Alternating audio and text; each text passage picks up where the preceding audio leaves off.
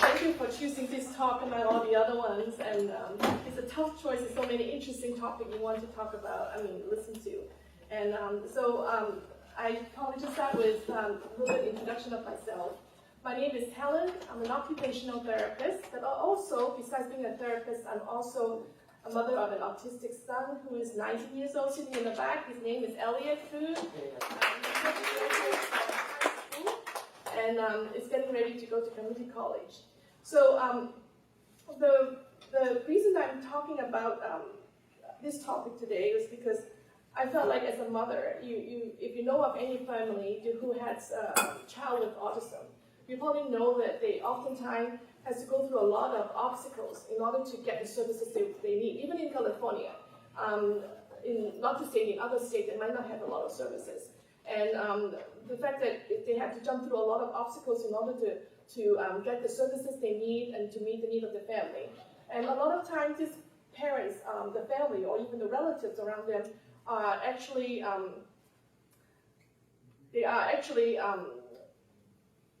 having to take care of the family. They couldn't even hold a job. Oftentimes they think about the family. They are having to run to one services to the other, getting therapy here and there, meeting all the doctor's appointment, meeting with therapists to take care of the kids.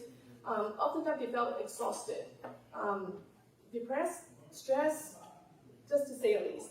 And oftentimes when they think about the future, they don't really know because they just have to go live at the moment. And by the time the kid reach high school, they start thinking about what are they going to do next. And oftentimes they think about all that questions in their mind, what if? When they turn 18, what if? And all these questions come into your mind, and they oftentimes felt hopeless as well as feel trapped.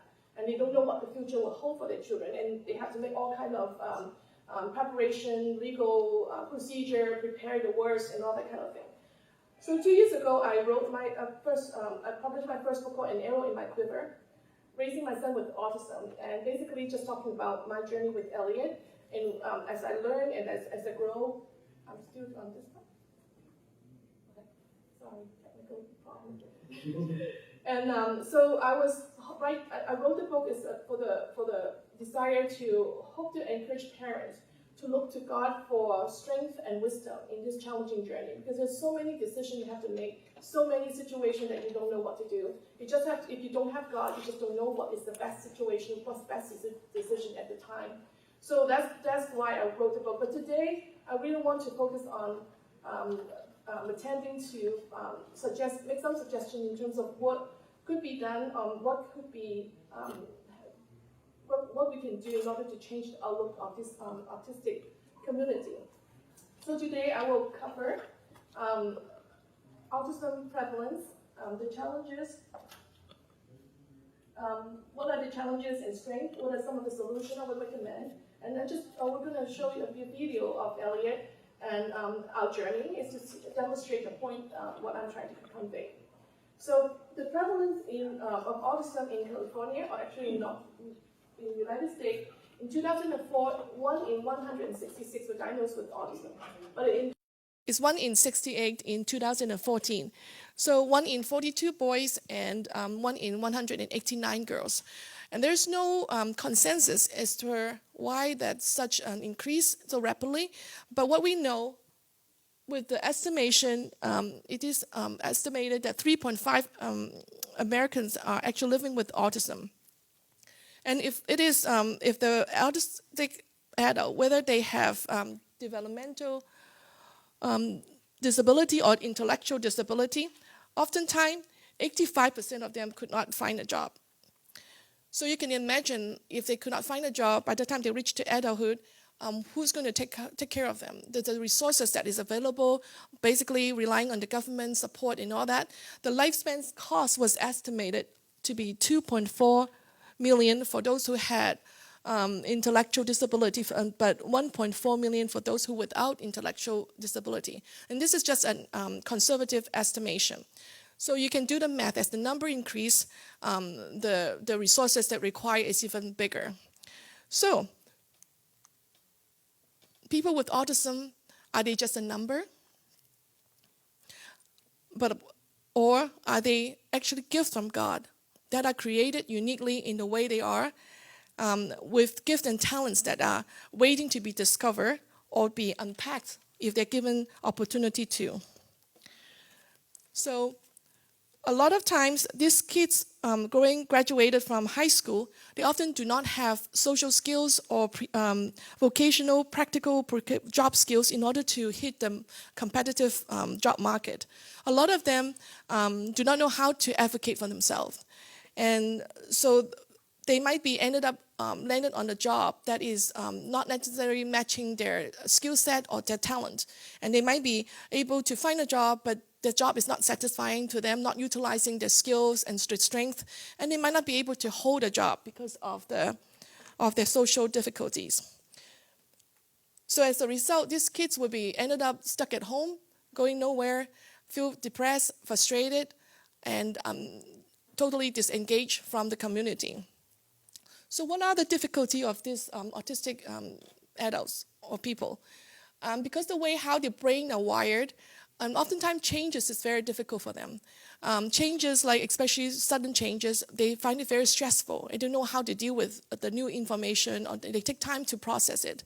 They also have problem with sensory overload. If the information are too much, or too many people, or too loud, and information, or too much going on, too much sound, too loud, they need to develop strategies so that they can regulate themselves. Maybe they would put on a headphone, maybe they need some stress break, they need to pace themselves so that they would not be overload or becoming more problem. They also have a lot of social awkwardness. Oftentimes, they do not look at you eye to eye when you talk to them. Maybe they were avoiding your visual senses in order to process the information at the same time. But maybe they also have problem with knowing when is the right time to do certain things. They often ask you questions that are inappropriate to your perspective. They might ask the inappropriate question for the inappropriate person that they might be asking repetitive questions they might just already answered before. So oftentimes they just don't know how to relate to people socially. And as a result, they end up to making a lot of social mistakes. And people will kind of like isolate them. And they also have problem with organization. And oftentimes they don't have very good time management, and they might not able to start a job or start a task. They need some prompting, or maybe they need some help with planning and organizing the task. So despite of the problem they are facing, they do have strength. Look at this map. This is Elliott, what is the map? It's a Hong Kong subway map. How many lines were there? The 9 lanes, actually. As compared with our bike train system, it's only 4 lanes. But for a kid like him, he would right away just zoom into the information and know where to find which station to stop. And even he was our GPS when we were in Hong Kong trying to find a location. So they're very good at attending to details. They're very good at visual pattern recognition.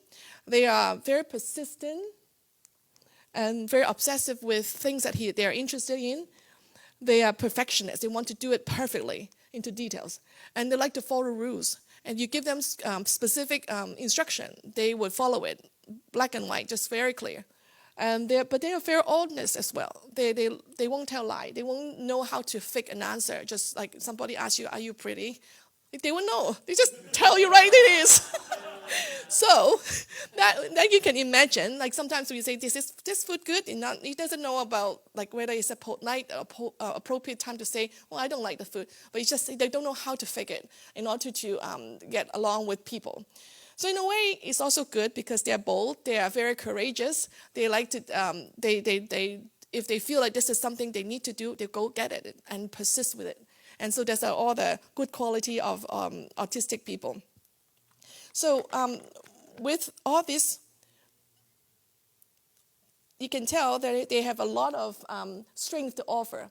So how can we help them in order to utilize what they have, or even develop and help assist them to do what they could do best in order to contribute to the society and live a purposeful life instead of relying on public help or government support? First of all, on a personal level, we can be a friend. Among here, he has a lot of friends. from our local church. And the friends just often come and encourage him, give him positive encouragement. And sometimes as a parent, I see him walking up and down the aisle into church worrying about whether people will complain about him in other circumstances. But people come to me and say, oh, I really like the smile he has. That just kind of take off a lot of the pressure from the parents. And as well, if you're being a friend of a family with autism, the best is to get to know them, to know what works for each one, because each of them has so unique difference. It's hard to say this always work with this family or that work with that particular family. So it's important to get to know them in order for you to actually know what takes and what is not, and what is the best way to help them, and also maybe even invite them to come along to lunch, and so that you can get more interactions going, help them to learn how to interact with people appropriately. And if you're in a church environment, I think it's very important as a church body to receive them, love them, and just make room for the family to be able to attend church, because this family, particularly, they are working so hard, so tired all the time. They need spiritual support, they need prayer, they need encouragement. So if churches and the body of Christ could create an atmosphere where they might not be able to fit into all the children's Sunday school, but maybe there's a room that they be able to go there, and the parents can listen to the sermon, get encouraged, and at the end maybe they can get prayer. There will be a place and location where these kids could be allowed to be who they are, and the parents get inspired, refreshed, as well to meet their spiritual needs to go on this challenging journey. So as the child grows, they get better, improve in different ways. They will be able to probably volunteer, and later on you will see a video of Elliott volunteering. And volunteering provide a lot of good opportunity for pre-vocational skill development, and also to give them a sense of achievement and purpose. And that could also be if you are a business owner or in a position to allow children to come to your office or your workplace to learn about actual work, real work situation, like providing internship. There'll be also a good opportunity for them to learn soft skills, as well as to build a resume in order potentially to can land on a job. And if all things does not work, and you can also help support them to explore entrepreneurship opportunity, where they can start small business, and helping the family to learn how to do that in order to incorporate the skill set the kid has, as well as the family need. So now I would like to show you a video of Elliott voluntary experience to illustrate my point. So he's volunteering in an office setting, and he's learning how to ask questions among workers, photocopies, basic office skills. He worked with a checklist. They give him an email of illustrating all the things they need to do, and then he just work and check off one by one. He learned to pick up phones, answer phone calls from parents calling, entering data in the Excel spreadsheet.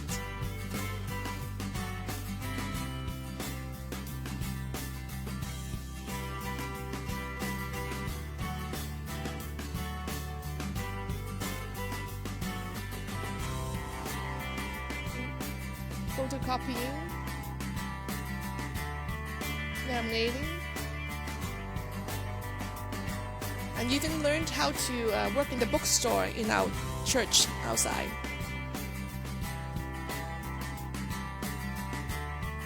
And Nicole is very kind to just walk him through step by step.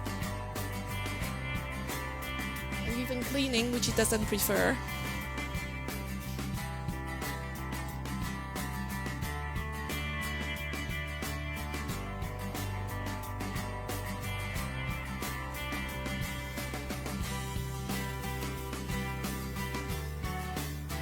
Looks like he has some happy customer.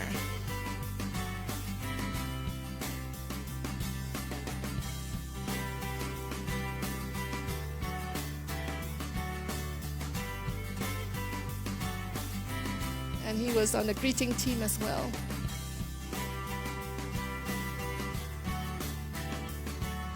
So you see, there's a lot of things these kids can actually do as we're giving them opportunity. The main thing is to find what is their strength and develop it. So to conclude, I think there's one more slide, but there is hope in changing the outlook of the autism community if we work together to love them in practical ways. Thank you for coming. We Mass Media, media empowering community.